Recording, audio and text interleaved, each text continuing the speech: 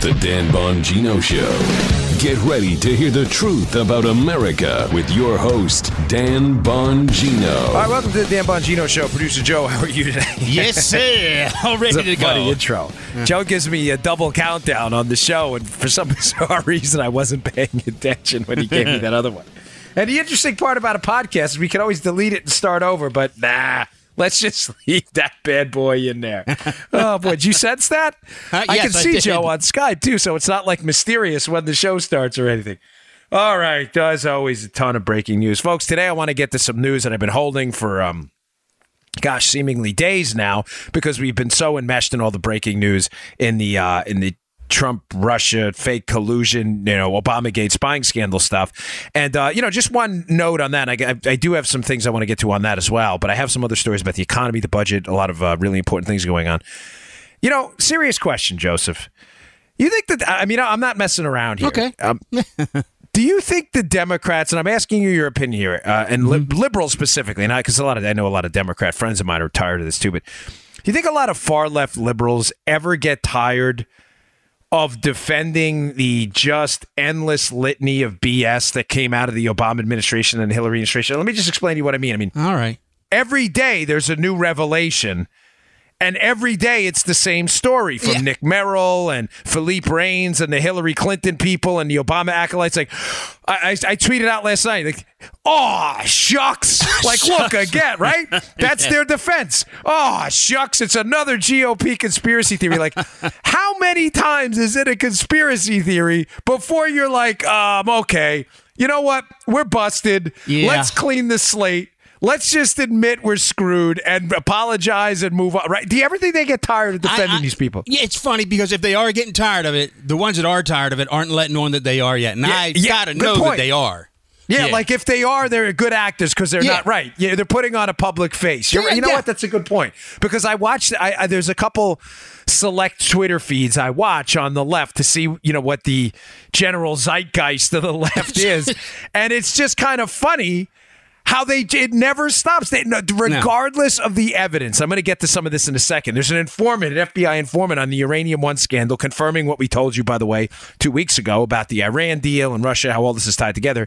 An FBI informant who was paid by the FBI a significant sum of money, so clearly he was credible. This guy, unlike Christopher Steele, he testifies in Congress about Uranium One, and the Democrats are still defending Hillary. It's just astounding. Like, does this ever get old? Do you ever say, all right, enough, let's just throw her overboard here and start over from scratch? Do you ever say, like, man, I'm starting to feel kind of stupid here? Yeah, right. Like, I've been made to look a fool only so many times. I think you're right, Joe. If they are being made to look foolish, they're certainly not letting on, at least on their social media. All right, today's show brought to you by our buddies at Brickhouse Nutrition. I haven't talked about this product in a while, but it's my humble opinion. It's my favorite, I think, the best. The results from this thing are absolutely incredible. It was their first product, too. The product's called Foundation. It's a creatine ATP blend. Listen, if you're a gym goer out there, you're just getting into the gym or you're just looking to look better, you don't even have to go to the gym. This stuff is terrific. It's the equivalent of like 2 extra gas tanks in the gym. But there's a nice, let's call it, side effect to this product. It makes you look better in the mirror. And I always talk about this product because I say, listen, you got to take the mirror test. It's called Foundation. It's available at brickhousenutrition.com/Dan. And all I ask, I'm so confident in this product, I take it all the time myself. I called Miles yesterday. I'm like, you got to get me some more. You got to get me some more. Is it you take a mental snapshot of what you look like in the mirror, try the product, give it about 7 days to load in your system, and then check yourself out again. This stuff is great. I got a nephew who lives down south in Florida who drives up here to get the stuff from me. It's that good. I gave it to my barber. He loves it too. It's a creatine ATP blend. Now, the science of how creatine works is it makes your muscles able to do more in the gym, but it also has a volumization effect. It makes your muscles look bigger and more dense, so you look better. It's really great stuff. If you're a CrossFitter, military, cops, working moms and dads, you just want to look better, try this product. You're going to really dig it. Send me your results. You'll be very happy with it. It's called Foundation. It's available at brickhousenutrition.com/Dan. That's brickhousenutrition.com/Dan. Take the mirror test. You will be very impressed. I had one guy who emailed me and said his wife loved it too. And he was taking it. So there you go. It's good stuff. Okay. So yesterday we had some interesting developments in this case, and I just want to show you the reason I started off the show the way I did. It wasn't random. was because regardless of the evidence that surfaces, liberals will always defend Obama and Hillary. What was I, kind of insinuating? Well, I sent Joe we call a SOT in the business, if you want to sound all official, sound on tape. I sent Joe a piece of sound on President Obama in April of 2016 on an interview with Fox News Sunday. And the reason I sent him that clip is some liberal comedian, literally like a liberal comedian, I'm not being like a jerk about it. He's actually a comedian who's a liberal who knows nothing about politics at all based on what I saw on his Twitter feed. He decides to come after me yesterday on Twitter, and he's like, that tweet you sent out about, remember the September 2nd text between one of the lead investigators in the Hillary email case and the Trump case, Peter Strzok, and his love interest who also worked for the FBI, Lisa Page. I discussed the text they sent yesterday, which is deeply troubling, folks, on a very serious note. It's a September 2nd, 2016 text that says POTUS wants to know everything. POTUS being President of the United States, being Barack Obama, about what we're doing. Now, everything about what they're doing. What were they doing? They were in the process of closing out and then reopening later the Hillary Clinton case and in the course of a counterintelligence investigation against the Trump team. So when someone sends a text in the FBI responsible for this and says, the president wants to know everything we're doing, I think you can generally assume, based on common sense, logic, and reason, that they're talking about the everything those people are actually doing, which is investigating Trump. Now, I send that out, and some knucklehead on Twitter responds back, it's Obama's job to know everything, man. No, it's not. He's the president of the United States. He's not the head of the FBI. The president of the United States' job is not to get involved in active FBI investigations into his political opponents. I don't know why you thought that. Maybe it's your background in comedy and your lack of background in actual education on how civics works. I'm not sure. I'm not even going to say the guys, I don't want to, then it gets petty and it's nonsensical. It doesn't really matter. I blocked them anyway because after a while you get tired of dealing with ignoramuses.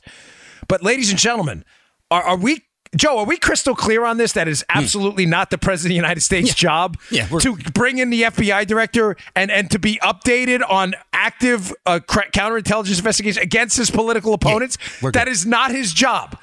Ladies and gentlemen, the president of the United States, despite what your liberal friends have told you, is a politician like everyone else. He is head of the the FBI falls under the executive branch, as does the Department of Justice.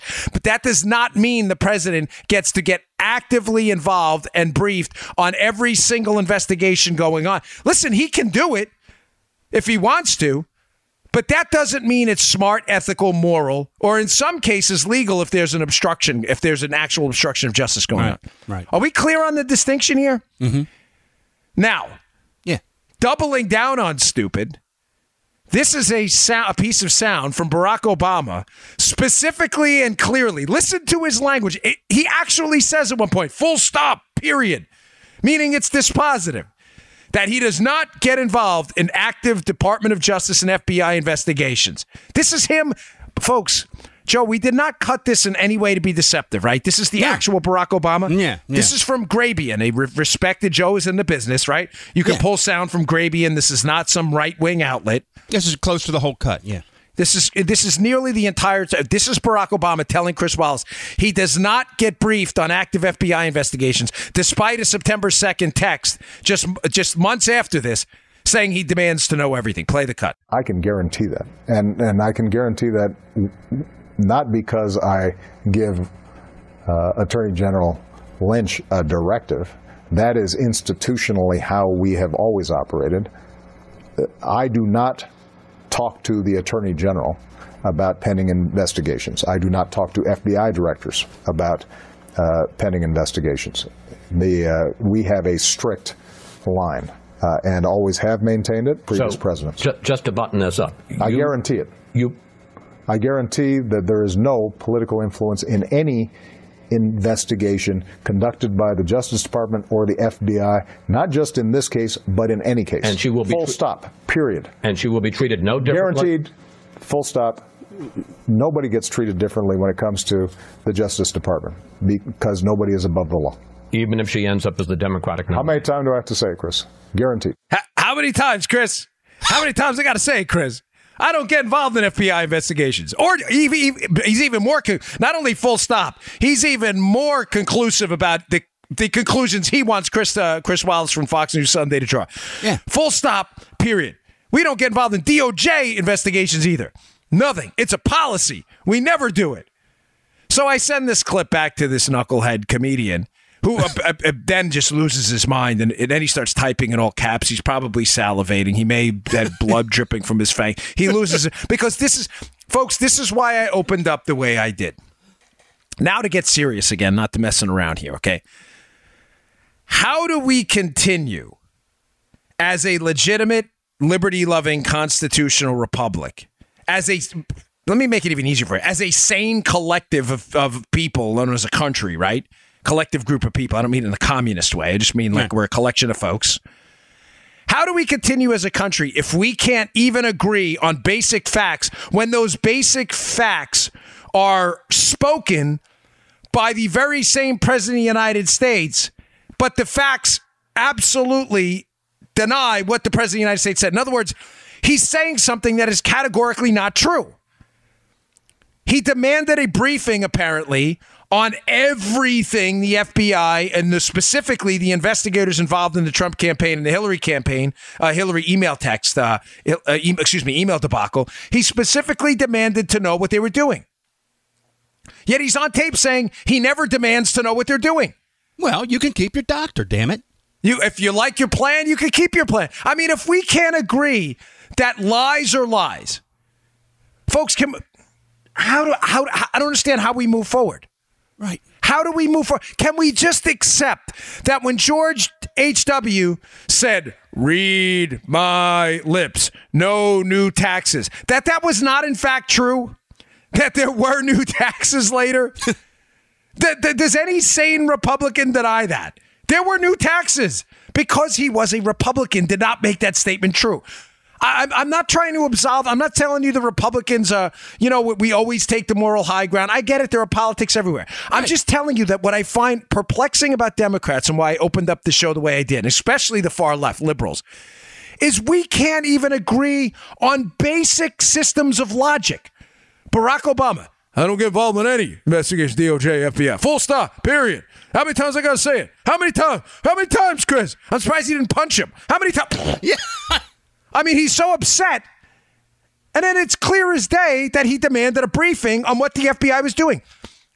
Guys, to our liberal listeners, and boy, I know you're out there. I get your hate mail. Do you understand how those two sets of facts cannot exist at the same time? It's a fact that Peter Strzok and Lisa Page texted each other. We know this. That the POTUS, Barack Obama, wanted to know everything about what they were doing. Mm-hmm. What were they doing? Investigating Hillary for the email, which they closed out, and investigating the Trump team. It is also a fact that Barack Obama's on tape saying he never demands to know anything about ongoing investigations. Do you understand how those things cannot possibly be true? How in a sane, rational world, those two corresponding spheres cannot exist at the same time? You can't live in a world where 4 + 4 = 8 and in a world where 5 + 5 = 22. Either the rules of math apply or the rules of math do not apply. Those two worlds cannot simultaneously exist. One of them is false. If we can't agree on that, there is absolutely no way to have a conversation about what happened in this process. The entire reason I've been discussing this for days on end is that the constitutional republic as we know it is at stake. As we know it. I'm not saying the United States won't continue to exist. It's going to evaporate, poof, like it's not going to happen. There will be a United States regardless of what happens in this case, but not as we know it. Now, I bring this up. Let me move down a bit. And this is what I mean by the U.S. as we know it will not be able to exist. Are we all being led to believe by far left liberals, insane Republican never-Trumpers, and police state advocates? Are you telling us, and if you are telling us this, I wish you would just be more open and fair about it, that the old republic is dead? That we are basically living in a new and different form of a police state where spying on American citizens is okay as long as it's done via secret courts. Are you telling us that? Is that why you're constantly lying about the spying gate scandal, the Obama gate scandal, Hillary email gate? Is that why you're constantly lying about it? Because you just don't want to tell us the real truth that you're new police state supporters? Why not just come out and say, you know what? That statement by Obama is clearly false, just like if you like your plan. And we're now in a new police state, and we're liberals, and we support the targeting of political opponents using political dossiers supplied by foreign officials and Clinton campaign people. Just be honest. You may say, well, why would they do that? It would expose them. Folks, they're already exposed. Yeah. That's the point. The investigation, they're already exposed. The facts in the case are clear. Now, I bring this up, the constitutional republic as we know it, because if we are now in a police state, and police state, I know it has an ominous tone. Mm-hmm. And it doesn't mean, jackbooted thugs are going to show up at your front door tomorrow, rip you out, and start beating you up. But it does unquestionably mean that police entities have the power to spy on Americans outside of the Fourth Amendment. You are supposed to be secure in your articles, your transactions, and your communications based on the Fourth Amendment without probable cause indicating otherwise. Ladies and gentlemen, that is clearly not the case anymore. Now, Daniel Greenfield, who has just been knocking it out of the park at Front Page Mag, has another piece. This will be in the show notes. Again, I can't ask you enough. Please download the show notes every day. Download, but go to Bongino.com, my website. Look at the show notes section under podcasts, or just subscribe to my email list. I'll email them right to your inbox. Please read this Daniel Greenfield piece because it points out exactly what I'm trying to tell you. Are we in a not-so-brave new world, to cite Aldous Huxley, right? Mm-hmm.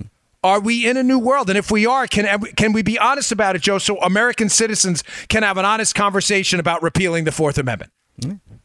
Obviously, me and you would be absolutely against that, but can we talk about it? If that's where we are, can we have a conversation? Because it is where we are. And how do I know that? Because what happened, and Greenfield covers a lot of this in his piece, but I'm going to summarize a bit here. If we are living in a not-so-brave new world where secret courts can spy on people without probable cause, we need to know about it. Because here's where we are now.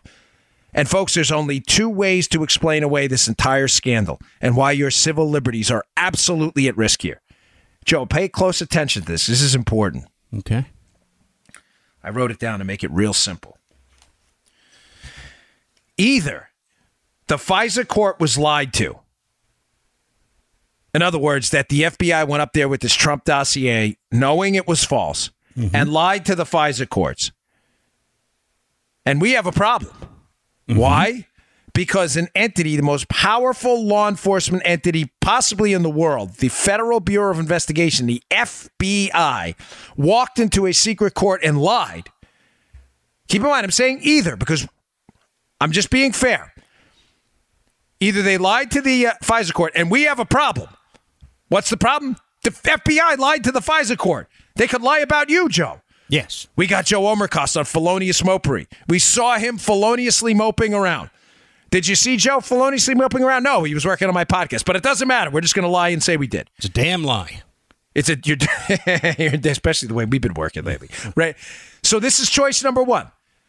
The Bureau lied to the FISA court. Keep in mind, there's no choice 3 here, right? Right. Or choice number 2 happened. They didn't lie to the court. Jeez. They told them about the dossier and mentioned the political origins of it. And the court bought it hook, line, and sinker. And it's really darn easy to spy on your political opponents. Oh, man. I don't want to believe that second one. In addition, we have a problem. Yeah. What I'm telling you, folks, and what Greenfield sums up in his pieces, remember, I just told you this for a reason. There's no option 3. Either option 1, we got a damn problem. The FBI lied in court to spy on a political opponent of someone they favored in an election, Hillary Clinton, which is clear by the texts. Or option 2, they didn't lie. They went into court and said, hey, this dossier, it's probably fake. Hillary funded it. We know that didn't happen, but play the game because this is the only 2 options. Yeah. And the FISA court ate it up. We're like, yeah, here's a warrant. Go spy on that guy. Ladies and gentlemen, Either way, we are in a not-so-brave new world where the Fourth Amendment clearly did not apply.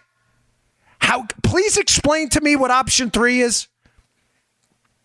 I am deadly serious on this. I am open to, I give you my email on the show. I'm getting now hundreds of emails a day. I woke up this morning to 183 emails. I'm trying to read them all, I promise you. Explain to me what option 3 is. Either they walked up there with a fake dossier and knew it and lied about it, or they walked up there with a fake dossier, they didn't know it, and went in front of a court, and you can now produce fake political documents on your opponent and get a warrant to spy on them. There's no option 3. Either way, the Constitution was used as a roll of toilet paper. Yeah. There is no other option. Folks, I'm stuttering because as a constitutional conservative, as someone who believes we are the greatest country on earth precisely because of systems of law, order, checks and balances, and a legal system of liberty-loving, a liberty-loving infrastructure we've set up. That's why we're the greatest country on earth. Do you understand that's falling apart? That if there's ever been a time for a national conversation about the republic as we know it, this is it. If we are now living in effectively a police state where there is no more, the sanctity of your private papers and your communications no longer exists, do you think it's fair that we have a communication with our politicians, an open line of communication about it? You think it's fair? Maybe we have a national conversation. You think it's time? My gosh, folks, this is troubling stuff. All right, I got a couple more things I want to get to. Hey, before we get to that, today's show also brought to you by our buddies at Simply Safe. You know, I always laugh because my mother-in-law loves this product, and I was laughing because I said, you know, Miriam, she talks so effusively about it, effusive praise, that I said, you should cut this spot. She loves this product. Product is Simply Safe, folks. Listen, here's some exciting news. This is a company I've worked with for a while. I really like them a lot. They've been around for many years. They've transformed into the fastest growing home security company in the nation. They protect now over 2 million people. Well, they just released their brand new home security system, the all new Simply Safe. This thing is great, folks. And what I love about it, too, is they don't get you in any long-term contracts. That's the big, I think, downfall of the security industry. You get locked into a contract, you move, you don't want it anymore. Not Simply Safe. They're so confident in the quality of their product, they don't need long-term contracts. I spoke to one of the executives in the company. They are absolutely confident in their product. Me too, or else I wouldn't read for them. The system's been completely rebuilt and redesigned. They've added new safeguards to protect against, listen to this, power outages, down Wi-Fi, cut landlines, bats, hammers, and everything in between. Those are all things that'll take out the security system you have now, not with these guys. The all-new Simply Safe was redesigned to be practically invisible, with powerful sensors so small you'll hardly notice them. You know who will? Intruders, though. You'll keep them out of your house. Simply Safe spent years building this system. They've added so much. But you still get the same fair and honest price, 24/7 protection, and only, get a load of this, $15 a month. Come on, for security in your house? Gosh, this is the system is so easy to use, too. Like I said, my mother-in-law, she went on and on and on. I was like, listen, we love them too, Miriam, but I got to go. And there's no contract. That's the best part. It's smaller, faster, and stronger than anything they've built before, but supply's limited, folks. So check this out. I need you to visit simplysafe.com/Bongino. That's Bongino. That's simplysafe.com/Bongino now to order. That's simplysafe.com/Bongino. Protect your home, protect your family today. It matters to me as a former police officer. Simplysafe.com/Bongino. Go there now. Go check it out. Okay. Some interesting new developments yesterday as well. Now, I'm always hesitant. My wife thinks I should celebrate our predictive accomplishments more. But I love my wife to death, but I don't like doing that. She's like, you should play that cut where you and Joe were talking about how the Iran deal had everything to do with Obama's and the Hillary's team, their interest in setting up and dirtying up the Trump team to have dirt on them later. We did say that, and that's great. But again, it's not. I can't celebrate information I get from other people. I mean, I'm just vectored in by quality sources into stuff that matters. But just confirming to you that what we said a couple weeks ago, that the Iran deal was at the heart of a lot of this. interesting development yesterday in the Uranium One scandal. So one of the sources, a guy by the name of Campbell, who was acting as an undercover agent on behalf of the FBI, involved in a kickback and racketeering scheme involving some of the same subsidiaries of companies involved in the Uranium One deal. Long and short of it is this guy had the dirt on the uranium market in the United States and what the Russians were doing to buy influence in our uranium market. Mm-hmm. The Russians wanted control of an international nuclear supply in uranium for a number of reasons. Some are obvious. For defense purposes, uranium can do what, Joe? It can be used as in a nuclear weapon. But folks, it's as I said to you about, the easiest way to detect a conspiracy theory is when it's wrapped up in a neat little bow. Mm-hmm. You would say the Russians wanted to own nuclear weapons and therefore the uranium. That's not it. That's not the only reason. It's not neat like that. The Russians were losing influence as well in the international petrochemicals market, Joe. Why? The United States was involved in hydrofracking, shale oil, tight oil, natural gas markets, and our production is exploding. Yep. What was that doing? It was destroying Russia's main source of economic wealth, petrochemicals. So the Russians, in addition to controlling what was a potential nuclear weapon fuel, uranium, also saw it as their kind of camel's nose under the tent to gain control in a nuclear fuel market as well, to use as actual energy. Mm-hmm. Again, nothing's ever that simple. And again, I swear to you, that's the easiest way to detect when someone's making stuff up, when it's wrapped up in this neat little bow. You know why? Human beings aren't neat. They're messy, and they make mistakes, and they do dumb things. They're never that smart in retrospect. Seriously, that's how you just sniff this stuff out, right? So, this guy testified in front of Congress yesterday. Long and short of it is he was muzzled. He had to sign a non-disclosure agreement. Now, who was involved heavily in the prosecution of Uranium One? Oh, well, FBI Director Bob Mueller, who is the special counsel lead now in the investigation against Donald Trump. He was the FBI head when it happened. And who was the lead prosecutor? Oh, Rod Rosenstein, who's now the number 2 with justice and basically the number 1 on many of these cases because Jeff Sessions, the Attorney General, has recused himself. Another, interesting coinky-dink, Joe, of course. So this guy, his NDA gets waived, his non-disclosure agreement. He testifies in front of Congress yesterday. And again, here is just some verification of what I told you a little while ago about how Obama's desire to get in a deal with Iran for both ideological reasons and to rebalance power in the Middle East away from Israel and Saudi Arabia. His desire to do that forced his administration and Hillary as the Secretary of State for a good portion of this time when they were trying to reset with Russia. It forced them to make some really bad decisions with the Russians, too, who were intimately involved in the production of Iranian nuclear fuel. Now, let me read to you a portion from an article at The Hill. This is a must read. This is a little bit of a longer article. It'll be there with the Greenfield article at the show notes at Bongino.com. Please read it. It'll explain a lot for those of you emailing me. Why was Obama trying to dirty up Trump so bad? Because they had to. They had to make all of this go away. Here's a quote. This is some of the information Campbell provided to Congress he says this is all in a memo.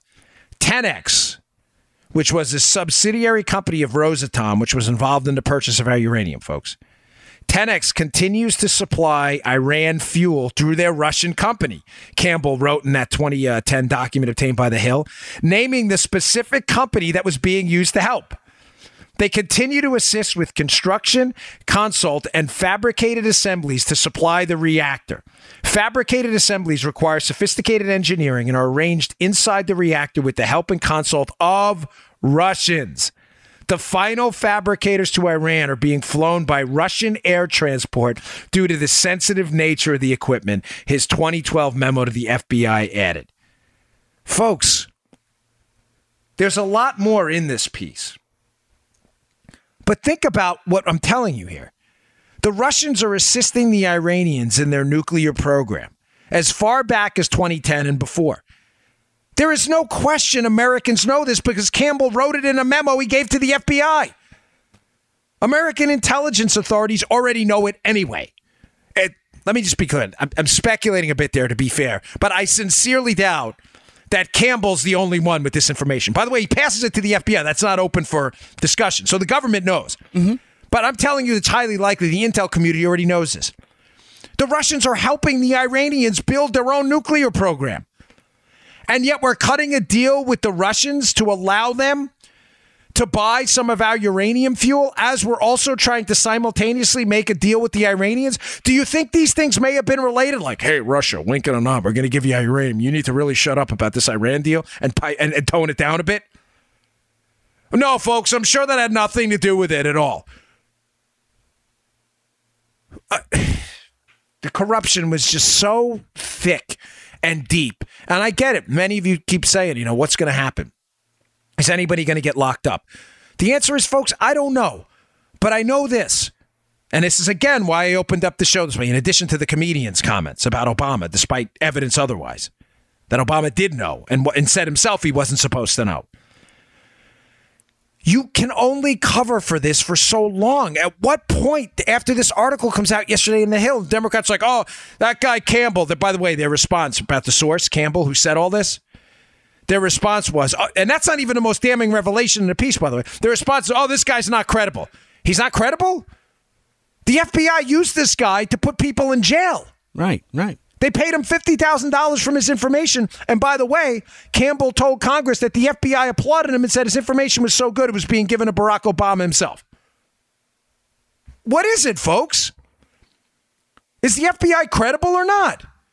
They said, well, you're saying they're not credible in the Steele case. No, I'm saying Steele's not credible. And I'm saying that he had FBI investigators in that specific case by their own texts were not credible. They hated Trump. We have no information about that in this case. Every indication in this case was this was a legitimate prosecution. Nobody said otherwise. There's no allegations otherwise, except from the Democrats now who are now attacking the FBI. Joe, remember a day ago? Oh, the FBI, you know what? The Republicans, you're attacking the FBI. No, we're not. Right. We're attacking a corrupt investigation based on evidence that's been prevented via text and via disclosed documents that the FBI managers involved in the Trump investigation pursued it in a very unethical fashion. There's actual evidence. Democrats, you guys are attacking the FBI. Now this guy Campbell, who was a paid FBI informant in a prosecution where people actually went to jail. In other words, show the evidence wasn't probable cause. It was beyond a reasonable doubt. People were convicted, and he was paid $50,000. And the Bureau told him his information was so critical that the President of the United States was breathed. Now, all of a sudden, the Democrats hate the FBI again. No, this guy Campbell's not credible. Why are they saying that? Why? Because what else did Campbell say, in addition to the Russians helping the Iranians? He said that the Russians specifically hired a lobby firm, APECO, to lobby the Clintons and pay off the Clinton Foundation to ensure that Hillary Clinton's was influenced properly, let's say, in the voting of the Uranium One deal in the CFIUS Council that she was a part of. Folks, do you understand what this informant is saying?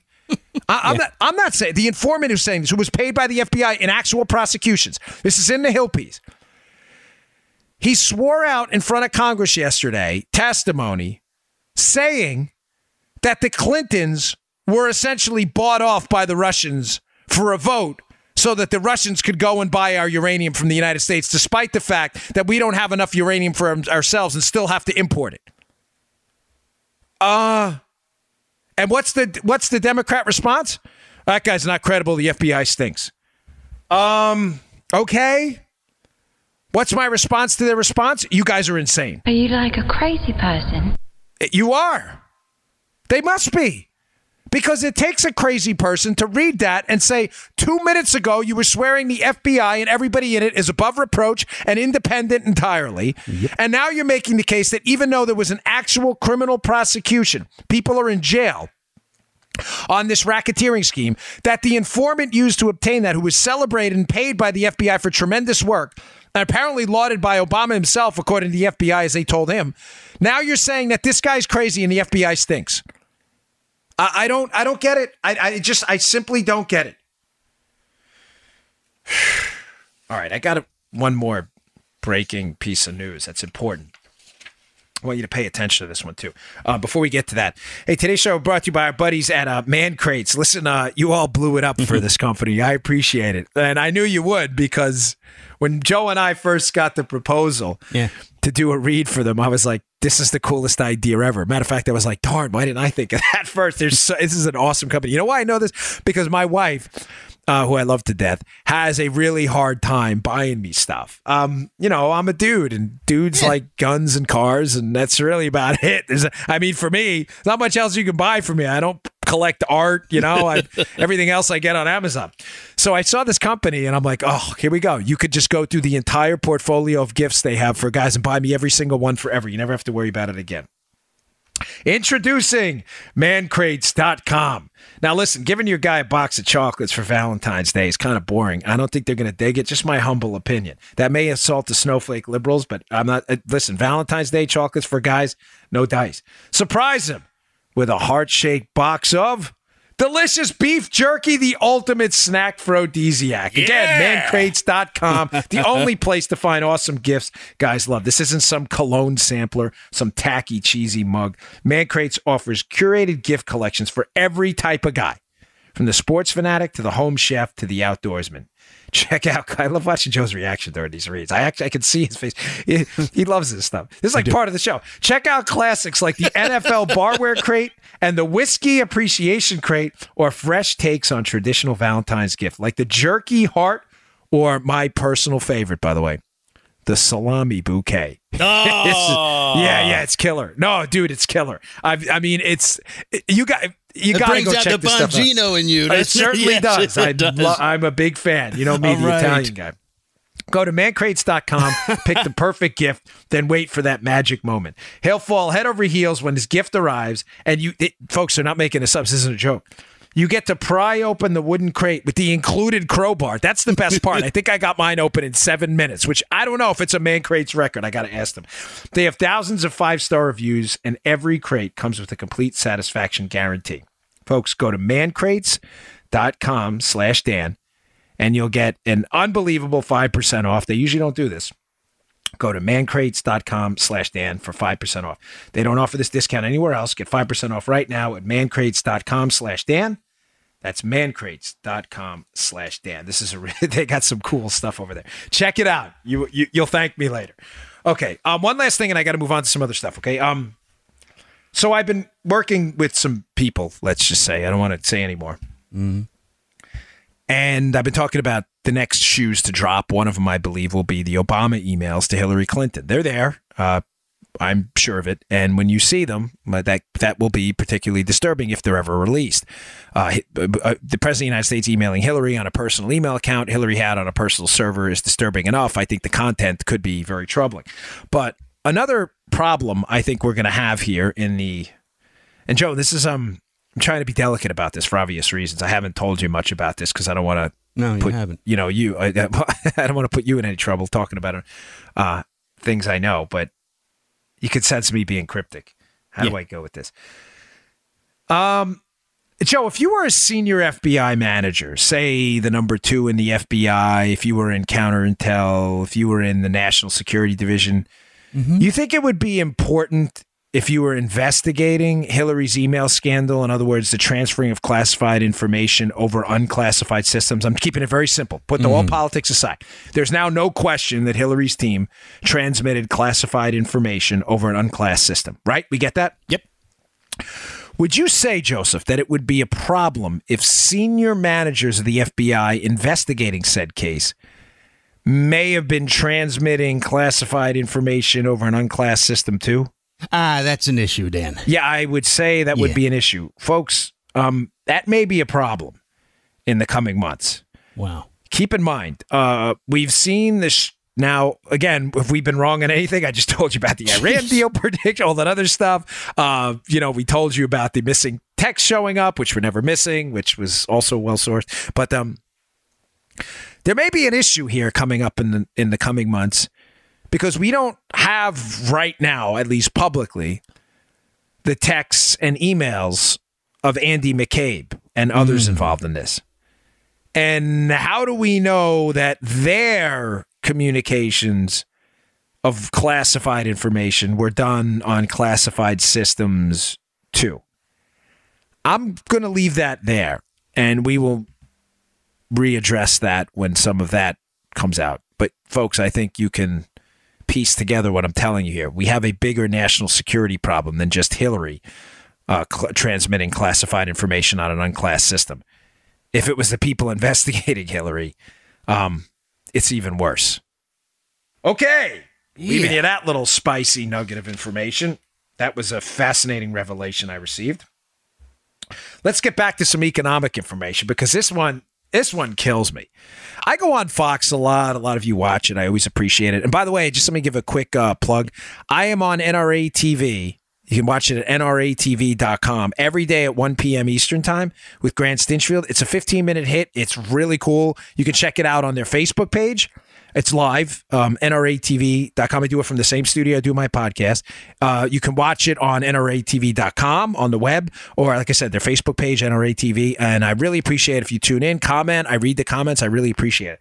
But I've been doing a lot of Fox as well, and I get to debate Austin Goolsbee, who was an Obama economic advisor, and who's a nice guy. He's just a liberal. I think he's just wrong in economics. He really is a nice guy. But we yell at each other a lot on the air, which is fine. But off the air, it's totally different. Unlike liberals, I don't feel the need to personally go after the guy, right? Mm.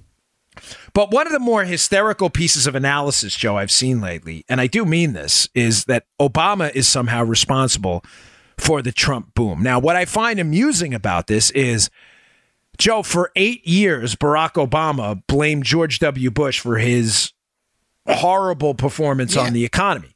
Constantly. Now that Obama leaves and the economy almost immediately turns around, very same said liberals who were giving Bush credit for the disaster during the Obama years are now saying that the Trump bump is due to Obama. I don't get it. Now, someone argued to me on Twitter, which I thought was kind of funny, that no, this is liberals being entirely consistent, that the last president is responsible for the current president's economic activity. You're right. That is, that's actually a pretty clever response. Yeah. It's also patently ridiculous. It's the dumbest thing I've ever heard. So you're telling me the economy responds even 8 years later to incentives laid out in a prior administration, which have been entirely overruled by the current administration. Think about how dumb this is. I don't know if that made sense, right? What you're trying to tell me is George W., for all his faults, cuts income tax rates, engages in one of the largest tax cuts in modern American history in 2003. Obama reverses that. And the poor performance of the economy under the Obama years is now the fault of George W. Bush, who did the exact opposite of what you're doing now. Wait, come again? You can't. This doesn't make any sense. It makes no sense. So you're saying what? George W. Bush's tax cuts caused the problem. You see where I'm going with this, Joe? Caused the problems of the 8 years of Obama? But you hiked taxes. You did the opposite. So what is it? Did the tax cuts cause the problem? Well, if they did, why didn't your tax hikes reverse the problem? Joe, as the audience ombudsman, is this making sense? Yeah, you're making good sense. Yes. Now, now let me be clear. If Obama had continued the exact same policies across the board as George W. Bush for 8 years, and we continued to have a downturn in the economy, there could be a reasonable argument that at a minimum, the policies of George W. Bush continued under Obama, led to a disastrous economic situation. But that's not what happened. I made bad choices. You're damn right. You made a lot of them. And those bad choices are what caused the economic downturn to continue for 8 years. Now, again, folks, I'm trying to use logic, so forgive me to the snowflakes that are losing me, because I know logic is foreign to you as you do the ostrich and bury your head in the ground. If Donald Trump had continued the economic policies of Barack Obama, it would then likely be fair to say, okay, Obama deserves some credit, but he didn't. Right. George W. Bush cuts taxes, Obama hikes them. Obama economy terrible. Trump comes into office, cuts taxes, economy turns around and is better. I don't get where you're going with this. He continued to do the exact opposite of what Barack Obama did. Do you understand how logically your argument doesn't work? Now, Andy Puzder has a terrific piece in the Wall Street Journal. Forgive me, I'm not going to put it in the show notes because I get nasty emails from people, and I got to be honest with you, I'm getting so many emails, I can't read the nasty ones anymore. Gosh, it's subscription only. I will just read to you the cool parts of it, okay? Right. That's all you need to know. Puzder puts in some killer statistics. I'll read a quote in a minute, but here are some of them. Donald Trump, the first full year of growth. Now, remember, this is not the government accounting year because the government accounting year doesn't correspond to the calendar, right? In other words, the fiscal year for the government is not January to December, Joe. Yeah. It goes from March into March of the following year for accounting purposes. Mm-hmm. But let's just for a second stick to calendar years to keep all of this simple, okay? The first full year Trump is in office, the economic growth rate, the gold standard for how we measure the performance of a president on the economy, was 2.3%. Now, you may say, well, that doesn't sound that great. 3% is the historical average. You are absolutely right. Here's the problem, folks. The Obama average was 2.1%. So even at, and I'm going to stand with me, hang tight. Mm-hmm. Even with the 2.3% number, which is not accurate, I'm going to give you the reason for a minute. Not accurate in measuring the Trump performance. Hold on here. Even at the worst possible analysis, using a calendar year number that I'll argue to you has very little bearing on Trump's holistic performance on the economy. Even at the worst analysis possible, he's still better than Obama. Right. Are we clear on that? Trump 2.3. Joe, do you have Jay's abacus out? We haven't used that. Get the abacus. We haven't seen that in a while. Okay. Here's our abacus sent to us by our listener, Jay. Now, I want to do some simple math here, Joe. All right. I want you to tell me, this is very complicated mathematics, right? Yeah. What is a larger number? First, get the abacus out, and let's put this number in there. 2.1. Move your things around there. Make sure. Okay. 2.1. You got it? Yeah. What's larger? 2.1 or this number? 2.3. Go ahead. Oh, now, well, abacus says 2.3. 2.3. Crazy how that happens. 2.3 is bigger than 2.1. So Trump gets into office, the first chronological calendar year. We haven't used that in a while. And Trump is still showing a better economic performance based on growth than Barack Obama. Love this thing. Now, it is. It's great. It's amazing for doing complicated math like that. But we have to do this for liberal snowflakes that have a tough time with facts, okay? And that's good. Why is that a crappy analysis? Because, folks, no credible economist, even the most liberal kook jobs, credit the first quarter of a calendar year of an incoming president from a different administration to that incoming president. Think about how stupid that would be. The president swears in the middle of January, the new president, new from another administration. He has, for weeks, he's staffing his office. Forget about policy initiatives. The best he can do is a few executive orders. Legislatively speaking, he doesn't even get his sea legs under him for probably 6 months. I'm not even asking you for a 6-month window here on the economy. I'm just telling you the first quarter, calendar quarter, January, February, March, to cite an incoming president for the performance of that when he just gets into office, not if he's reelected because he's been there before, is absolutely ridiculous. Not a credible economist on earth would stake his reputation on basically attaching those numbers to the incoming president. Now, this is important. What was, because I just gave you the average over the first calendar year of Trump's performance, right? 2.3? Mm-hmm. So that's of 4 quarters. Now, I just told you that first quarter, calendar year quarter, was factored into it. A first quarter that no credible economist would ever credit to Donald Trump. That is clearly still remnants of Obama policies, if not more. Remember, we're being generous just carving out the first quarter. Reagan had to deal with basically 2 years of an economic hangover from Carter. What was that first quarter number? 1.5%. So what you're telling me is Barack Obama, your new economic superhero, who's to be credited, by the way, for everything happening now under a Trump team that changed Obama's policies. You're now suggesting to me that Obama handed him some golden egg? Joe, clearly that first quarter he handed him, 7-8% growth, right? Because Obama handed him this golden egg of an economy, right? Maybe 10% growth. Yeah, the number's 1.5. He handed him a dog. It's almost backwards. You're darn right it's backwards. Yeah. He handed him a dog.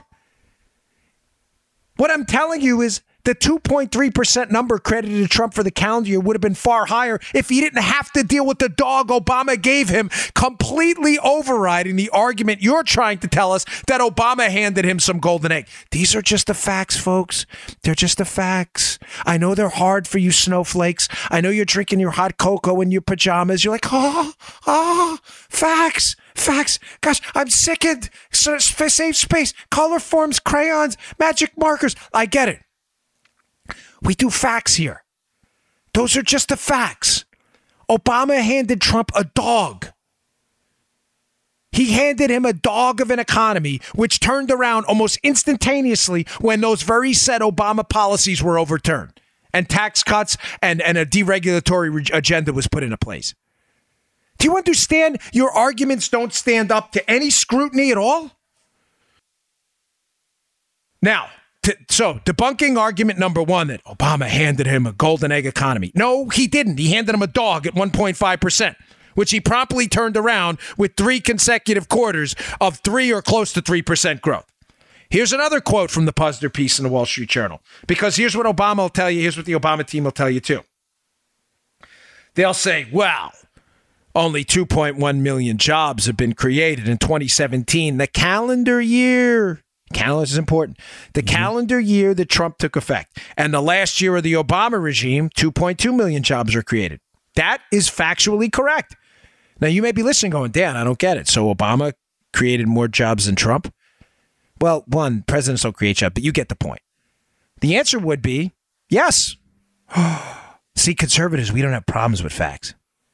Here's the problem, though. What kind of jobs were those exactly? Well, thankfully enough, we have government data from the Bureau of Labor Statistics provided by our friend Andy Puzzler. Here, folks, there's always a scam with the left. Once you pick apart the numbers, you find out exactly why. The first year of Trump was 2.1 million jobs, and the last year of Obama was 2.2 million jobs. This is a doozy. From the Puzzler piece, according to the Bureau of Labor Statistics, the number of people working full-time increased by 2.4 million in 2017. Trump. Compared with only 1.6 million in 2016. Obama. In other words, the overall number of jobs added was lower in 2017, but only because hundreds of thousands of people left part-time jobs for full-time jobs. Folks, there's always a scam with the left. So when your liberal friends, the Looney Tunes, when they come up to you and go, oh, Obama's last year was 2.2 million jobs and Trump was only 2.1 million. Yeah, that's because a lot of people left jobs, part-time jobs, to engage in full-time work. Matter of fact, 2.4 million more of those, which is more than Obama created in jobs in total in his last year. You understand, Joe, how the job numbers get skewed? Because when you're talking about creating jobs, some jobs were destroyed, part-time jobs, in favor of what?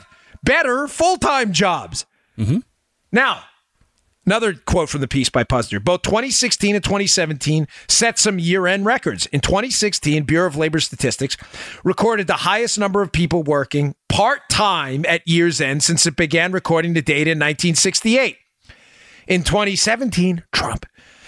It recorded the highest number of people working full-time at year's end since 1968 and the fewest working part-time since 2011. Now does it make sense, folks, why the job numbers are skewed? People were leaving part-time jobs in favor of a more growing, productive economy in the first Trump year in office into full-time jobs.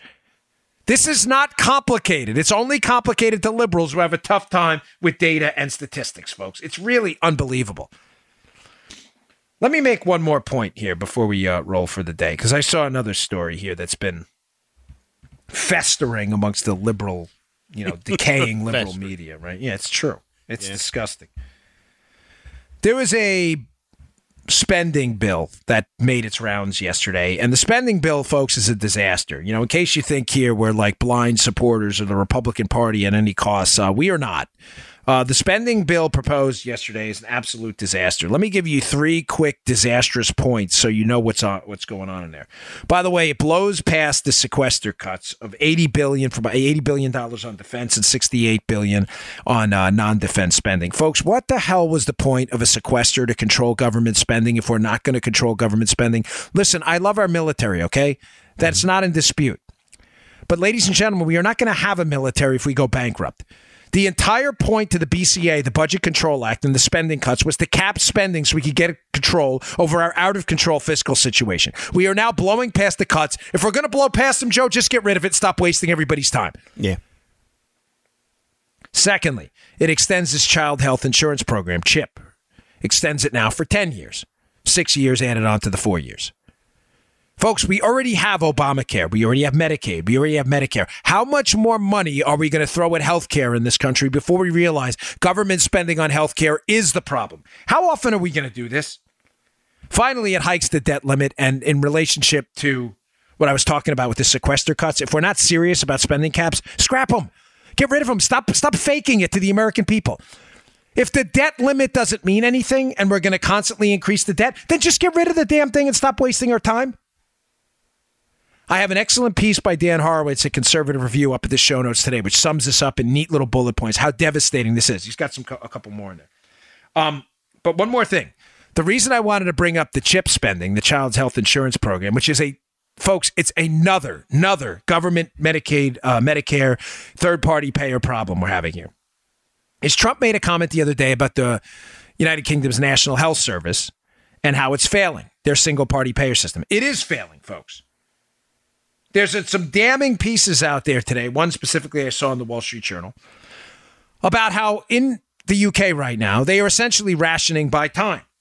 Joe, you have to wait now. They used to have a rule about 18 weeks for non-emergency surgery. So if you needed cataracts or hip, not emergency, I mean, you weren't have a heart attack, that they would try to get you the surgery in 18 weeks. They've now blown that out of the window, which is rationing by time. Folks, just quickly here.